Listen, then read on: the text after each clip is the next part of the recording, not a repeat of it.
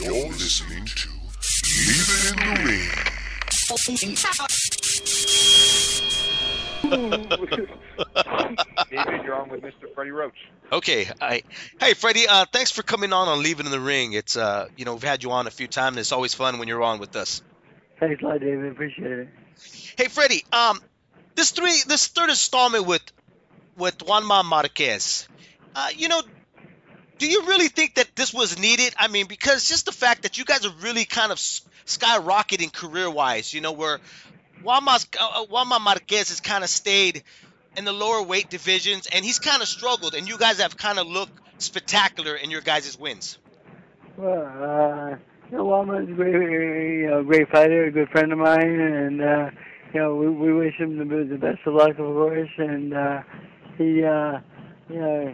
think he's going to go up in weight class from his last fight, but my guy just found a more natural weight as a higher weight.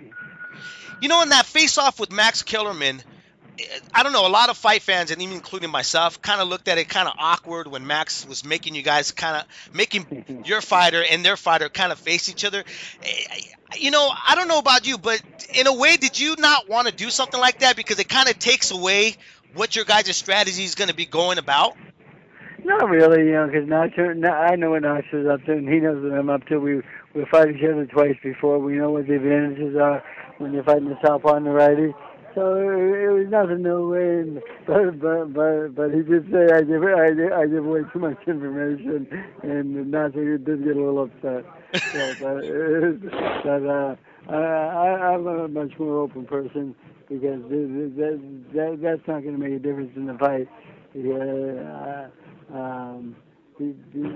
Because my guys going to move laterally in both directions, and we're not just going to fight Juanma like a typical right-handed fighter because he's much more complicated than that.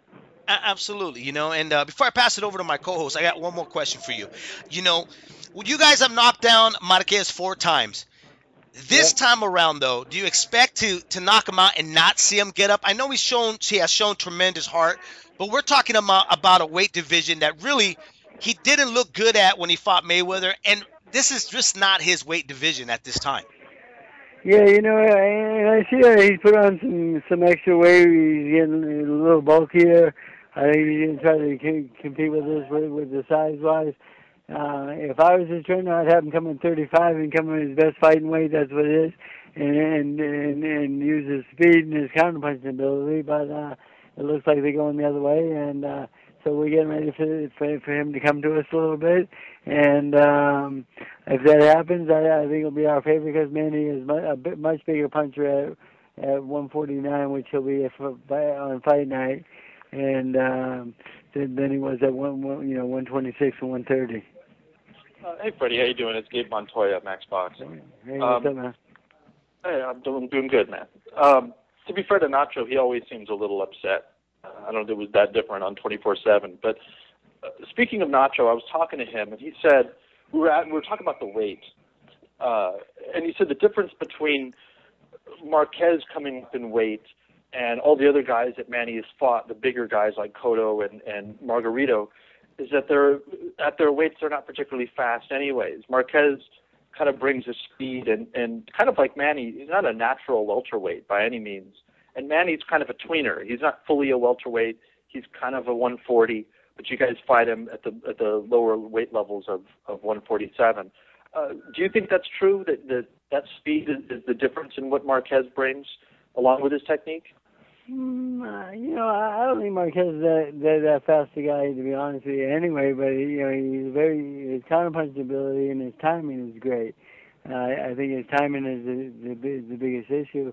But again, with him putting on the extra weight at this point, and you see how bulky he is on TV, and his upper body is a much bigger. I think it's going to slow him down a little bit, and I think it's going to help us. But that's why I say if I was him, I'd come in at 35 and use his speed and his timing and his ability that he fights best at, and that's 135. But they have their game plan and we have ours, and I feel that we're just going to overwhelm him with with the new stuff Manny Pacquiao has compared to, last time they fought. Manny was a one-handed fighter that moved in one direction, and his footwork sucked. And at this point, Manny's got great footwork. He moves laterally both ways, and he has a left hand and a right hand. There's some people that have been critical of this matchup, saying that it's several years too late. Marquez is not a welterweight. You guys kind of waited him out until you could get him at the right time and weight. What do you say to that? Well, what I say to that is that after the first fight, we signed a rematch clause. We signed to fight him immediately after that fight. We offered $750,000. Both fighters are getting the same amount of money, and he chose to go to fight in Thailand against a fighter who beat him, Chris John in Indonesia. I'm sorry, and so who's the one who backed out of that fight? The immediate rematch. We haven't been ducking anybody in the world. We just had bigger and better fights out there. You had your choice. You're gonna fight him or Oscar De La Hoya for the money. For the money and the stature of the fight. So we were the best fights for us at that time. And the thing is, we're campaigning at 147, and he's campaigning at 135. So, it wasn't like we waited for the perfect time or anything like this. It's just that the way it went, and he's like one of the last challenges out there right now, him and Mayweather. And then after that, I don't see anyone else out there. So. He is a challenge because he's very smart, and he adapts very well to the situation. And I don't see this as an easy fight at all, but I do feel that we'll knock him out somewhere along the way. But again, it's going to be a great fight until that happens. Can we look a little bit past Marquez just for a minute, Freddie? I know that every time anybody gets you on an interview, the first question is always going to be about Floyd Mayweather. But there's two particular guys that I think that are great fights if these fights would ever to materialize. One is Timothy Bradley. Has signed on. Timothy Bradley, who the fuck is he? Nobody even knows him. Come on, give me a break. Timothy Bradley. He refused to fight Amir Khan. He won't fight Amir. Never mind Manny. Who cares about Timothy Bradley, and who knows Timothy Bradley besides California grown people? That's not a match. So you guys wouldn't consider for Manny? You would rather see Amir fight him instead, and before he gets to Manny? Well, he's been calling Amir out for over 2 years now, and all of a sudden we get ready to fight the fight, and all of a sudden he won't sign the contract. So that tells me that Timothy Bradley wants to fight. He just wants to go after the money and get out. So Manny Pacquiao Timothy Bradley is no matchup for Manny Pacquiao in my opinion.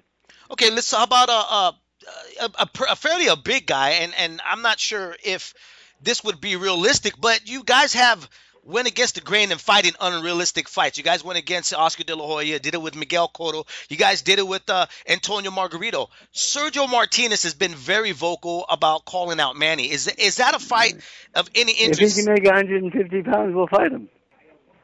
150 pounds? Come on down to 150 and we'll fight you. Sergio Martinez get knocked out by Margarita. How good a fighter is he? He looked like shit in his last fight. Let's face it, he's a good athlete, but he can't fight. One of the big... he's a very good athlete, I'll give him that, but he's got speed and that. But boxing-wise, I don't see it. You don't see his skills, or?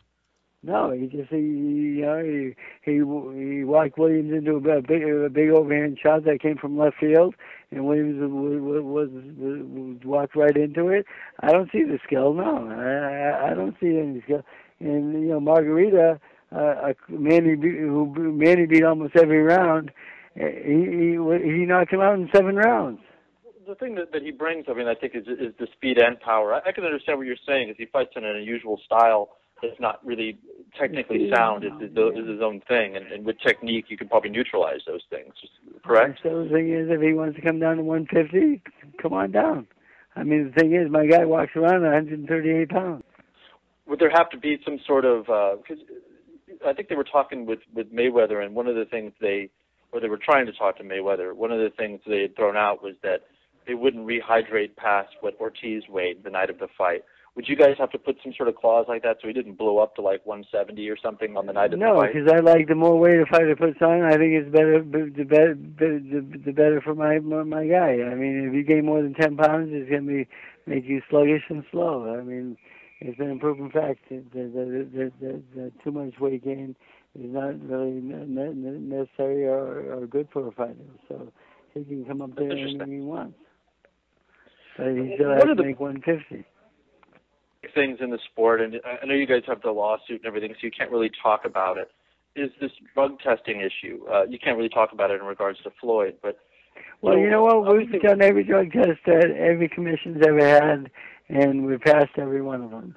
Floyd all of a sudden wants to make all the rules himself and call the shots. Who the fuck is he? Right. I mean, look, he makes the rules of boxing now. He changes the California State Commission and the Nevada Commission. He calls the shots. Give me a break. I mean, he's not that powerful.